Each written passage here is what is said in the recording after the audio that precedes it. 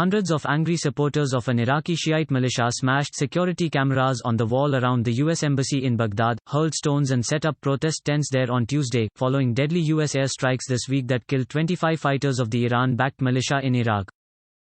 Shouting, "Down, down USA," the crowd tried to push inside the embassy grounds, hurling water bottles and smashing security cameras outside. They raised militia flags and taunted the embassy's security staff who remained behind the glass windows in the gate's reception area. They sprayed graffiti on the wall and windows in red in support of the Kataib Hezbollah militia, closed in the name of the resistance. The U.S. military carried out the strikes on Sunday against the Kataib Hezbollah militia, calling it retaliation for last week's killing of an American contractor in a rocket attack on an Iraqi military base that it blamed on the group. The U.S. attack, the largest targeting an Iraqi state-sanctioned militia in recent years, and the calls for retaliation, represent a new escalation in the proxy war between the U.S. and Iran playing out in the Middle East. Tuesday's attempted embassy storming took place after mourners and supporters held funerals for the militia fighters killed in a Baghdad neighborhood, after which they marched onto the heavily fortified Green Zone and kept walking till they reached the sprawling U.S. embassy there. The crowd tried to scale the walls of the embassy, in what appeared to be an attempt to storm it, shouting, "Down, down USA," and "Death to America," and "Death to Israel." Security guards were seen retreating to the inside of the embassy. U.S. Secretary of State Mike Pompeo said Sunday's strikes send the message that the U.S. will not tolerate actions by Iran that jeopardize American lives.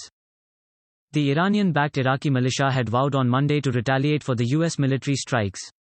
The attack and vows for revenge raised concerns of new attacks that could threaten American interests in the region. The U.S. attack also outraged both the militias and the Iraqi government, which said it will reconsider its relationship with the U.S.-led coalition, the first time it has said it will do so since an agreement was struck to keep some U.S. troops in the country. It called the attack a flagrant violation of its sovereignty. In a partly televised meeting Monday, Iraqi Prime Minister Adel Abdul Mahdi told cabinet members that he had tried to stop the U.S. operation, but there was insistence from American officials. The U.S. military said precision defensive strikes were conducted against 5 sites of Kataib Hezbollah, or Hezbollah brigades in Iraq and Syria.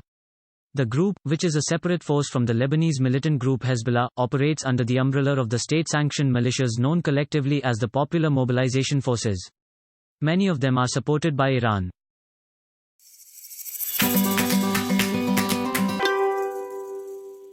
Finance Minister Nirmala Sitharaman on Tuesday unveiled 102 lakh rupees crore worth infrastructure projects that will be implemented in the next 5 years as part of the government's spending push in the infrastructure sector. Addressing a press conference, she said Prime Minister Narendra Modi had in his Independence Day speech spoken of investing 100 lakh rupees crore in infrastructure. Subsequently, a task force identified 102 lakh rupees crore worth of projects after conducting 70 stakeholder consultations in a short period of 4 months, she said. The minister said another 3 lakh rupees crore of projects are likely to be added to this pipeline. These projects are on top of 51 lakh rupees crore spent by the centre and the states during the last 6 years, she said, adding the new pipeline consists of 39% projects each by the centre and states and the balance 22% by private sector.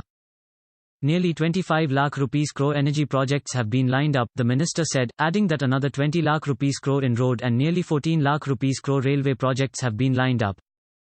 She said the projects identified are in sectors such as power, railways, urban development, irrigation, mobility, education, health and digital infrastructure. These sectors will form the bulk of the infrastructure investment under National Infrastructure Pipeline being announced on Tuesday, Ms. Sitharaman said. The finance minister said 102 lakh rupees crore national infrastructure projects will help make India a $5 trillion economy by 2025.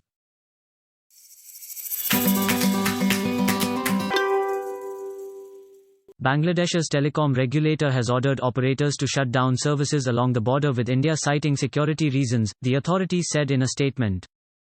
Mobile network coverage has been suspended for 1 kilometer along the entire border with India until further notice for the sake of the country's security in the current circumstances, officials said in the statement, which was released on Monday. One official, on the condition of anonymity, said the decision was taken out of concern that Indian Muslims might seek to enter Bangladesh after India introduced a new citizenship law that has triggered violent protests across India.